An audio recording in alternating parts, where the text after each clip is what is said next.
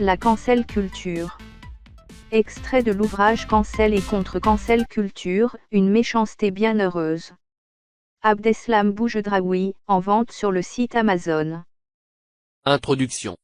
La cancel culture n'est que la conséquence naturelle et logique de la dictature et de la standardisation de la pensée, manifestation intellectuelle qui date de plusieurs décennies, et qui mine de façon insidieuse les sociétés modernes.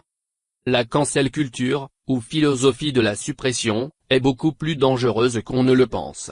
Elle ne fait que traduire l'incapacité à gérer les défis qui se posent aux sociétés occidentales. La cancel culture est le puissant symbole d'une partie de la société qui rejette le dialogue tout en prônant à l'inverse, la hargne et les rejets par pure méchanceté.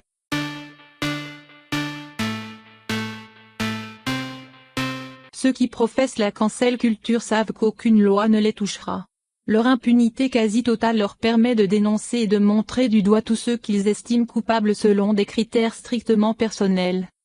Personne, docilement, n'ose les contredire. C'est là un aspect extrêmement dangereux et nocif qui peut aboutir à une peur généralisée de l'autre. Il serait intéressant de savoir si la cancel culture peut provoquer la décadence et le déclin des pays, ou si elle n'est qu'un phénomène qui accompagne cette même décadence. En ce sens, la cancel culture doit être prise au sérieux et tout doit être fait pour revenir à la raison. Tant que c'est encore possible.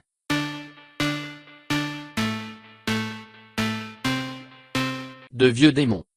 Quand on examine l'histoire, on s'aperçoit que la cancel culture a toujours été là, et surtout qu'elle est liée viscéralement à l'histoire d'une partie de l'Occident. L'un des éléments qui la caractérise est le fait qu'elle est en général le fait de personnes cultivées. En France, la cancel culture a trouvé son paroxysme après la Révolution française. Lorsque Jean-Paul Rabot-Saint-Étienne déclare que notre histoire n'est pas notre code, il prépare, en ce sens, l'une des plus grandes cancels de l'histoire de France. C'est-à-dire l'effacement purement et simplement de l'Ancien Régime.